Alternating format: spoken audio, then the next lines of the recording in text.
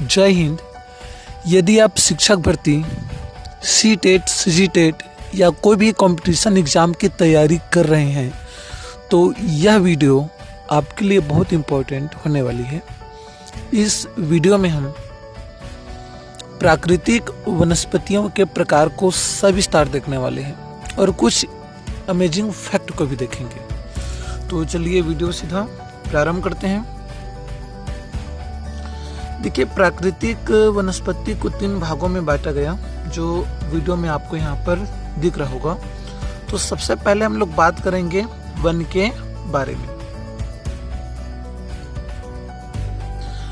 Actually one होता क्या है? यदि कोई बोले कि वन को परिभाषित करो तो आप कैसे परिभाषित करेंगे कि वन क्या है? तो जो वृक्षों के लिए उपयुक्त तापमान तथा परिपूर्ण वर्षा वाले क्षेत्रों में उगते हैं, जो वृक्ष उपयुक्त तापमान और वर्षा वाले क्षेत्रों में उगते हैं, उस क्षेत्र को हम लोग वन कहते हैं। तो ये वन का परिभाषा हो गया। आगे देखिए, अब वनों को भी 2-3 भागों में बांटा गया। सबसे ज्यादा एग्जाम में पूछा जाता है उष्णकटिबंधीय। एग्जाम में भी आता है, जैसे आप पीएससी का पेपर दिलाएंगे तो उसमें पूछा जाता है कि छत्तीसगढ़ का ये वाला जो भाग है वो किस एरिया में आ रहा है, या नीचे वाला जो भाग है आपका बस्तर का वो किस मतलब वन के अंतर्गत आता है। तो ये सब क्वेश्चन पीएससी चाहे सी टेट हो या फिर आपका टीचर भर्ती हो, कुछ क्वेश्चन यहाँ से आ जाते हैं। ठीक है, बात करते हैं इस पर उष्णकटिबंधीय सदाबहार वन पर। देखिए, इन वनों को उष्णकटिबंधीय सदाबहार वन तो कहा जाता है। क्यों कहा जाता है? देखिए, क्यों कहा जाता है उसके उत्तर पर आते हैं हम सीधा। ये वन भूमध्य रेखा एवं उष्णकटिबंधीय क्षेत्र के आसपास पाए जाते हैं। मुख्य रूप से ध्यान दीजिएगा भूमध्य रेखा शब्द को, और उष्णकटिबंधीय तो क्या होते हैं? ये क्षेत्र जो होते हैं वो गर्म होते हैं और यहाँ पे साल भर मतलब वर्षा बारिश जो है वो होती रहती है। तो ये आपका हो जाएगा उष्णकटिबंधीय सदाबहार वन के बारे में। आगे देखिए, चूंकि यहाँ पे साल भर वर्षा होती रहती है, इसलिए वृक्षों से पत्तियां पूरी तरह नहीं गिरती, इसीलिए इसको सदाबहार कहते हैं। सदाबहार क्यों कहा जा रहा है? क्योंकि वृक्षों से पत्तियां पूरी तरह से नहीं गिरती, तो इसलिए सदाबहार हो गई। और उष्णकटिबंधीय क्यों कहते हैं? क्योंकि यह भूमध्य रेखा और उष्णकटिबंधीय क्षेत्र में पाए जाते हैं। अब इसका एग्जाम्पल देख लेते हैं। जैसे कि आपका रोजवुड, ये सब विदेशी वृक्ष ही हैं। आबनूस, महोगनी, ये सब जो है उष्णकटिबंधीय सदाबहार वन के अंतर्गत आते हैं। यदि जंगलों के बारे में बात करें तो जैसे आपका अमेज़न का जंगल, वो भी उष्णकटिबंधीय सदाबहार वन के अंतर्गत ही आएगा। ब्राज़ील जो है, अच्छा ब्राज़ील में ही पाया जाता है ना, ब्राज़ील के उष्णकटिबंधीय सदाबहार वन। देखिए यहाँ पे लिखा भी गया, एनाकोंडा भी इन्हीं जंगलों में पाया जाता है। एनाकोंडा को तो जानते होंगे, पिक्चर भी बना हुआ एनाकोंडा का, मगरमच्छ जैसे जानवरों को भी मार के खा जाता है। तो बात हो गई उष्णकटिबंधीय सदाबहार वन के बारे में।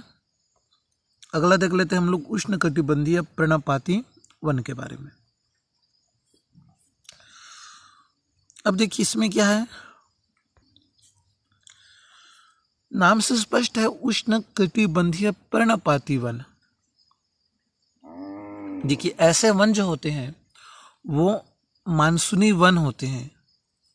मतलब मानसूनी वन जैसे भारत हो गया, ऑस्ट्रेलिया हो गया, अमेरिका हो गया, यहाँ पर उष्णकटिबंधीय पर्णपाती वन पाए जाते हैं। कौन कौन से देश में? भारत, ऑस्ट्रेलिया, मध्य अमेरिका इत्यादि क्षेत्रों में।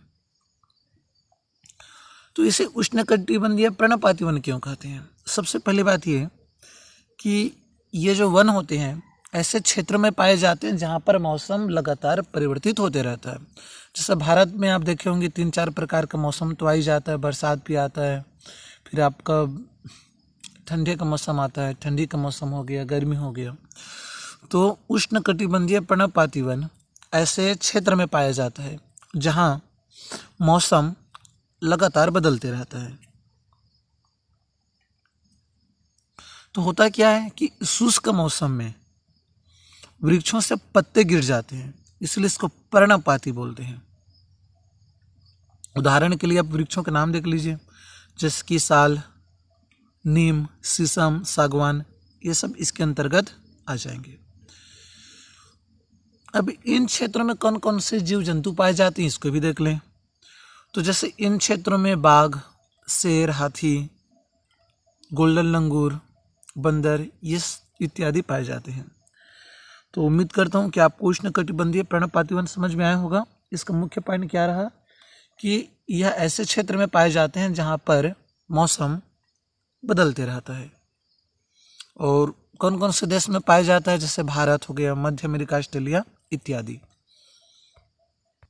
अगला देखते हैं शीतोष्ण सदाबहार वन। तो ये जो है महाद्वीप के पूर्वी किनारों पर पाए जाते हैं। देखते जाइए, 2-3 पॉइंट है यहाँ पर। सबसे पहले समझिएगा, मध्य अक्षांश के तटीय प्रदेशों में पाई जाती है, साथ ही महाद्वीपों के पूर्वी किनारों पर पाए जाते हैं, जैसे कि दक्षिण पूर्व अमेरिका, दक्षिण चीन और दक्षिण पूर्व ब्राजील इत्यादि। तो शीतोष्ण सदाबहार वन किसे कहते हैं? यह मध्य अक्षांश के तटीय इलाकों में पाए जाते हैं, साथ ही महाद्वीपों के पूर्वी किनारों पर पाए जाते हैं। तो इसका 2 पॉइंट रह गया। कौन कौन से 2 पॉइंट? महाद्वीपों के पूर्वी किनारों पर और मध्य अक्षांश के तटीय प्रदेशों पर। एग्जाम्पल के लिए देखें तो पूर्व दक्षिण वाला भाग आ जाएगा, जैसे कि दक्षिण पूर्व अमेरिका, दक्षिण पूर्व ब्राजील, दक्षिण पूर्व चीन इत्यादि। अब कौन कौन से वृक्ष पाए जाते हैं? तो जैसे कि वृक्ष पर बात करें तो जो भी मुलायम वृक्ष वगैरह पाए जाते हैं, जैसे कि यूकोलिप्टस हो गया इत्यादि। नेक्स्ट इसमें देख लेते हैं शीतोष्ण पर्णपाती वन। तो देखिए, उच्च अक्षांश की ओर जैसे जैसे हम आगे जाते जाएंगे हमें शीतोष्ण पर्णपाती वन मिलेगा। तो शीतोष्ण पर्णपाती वन कहाँ पे पाया जाता है?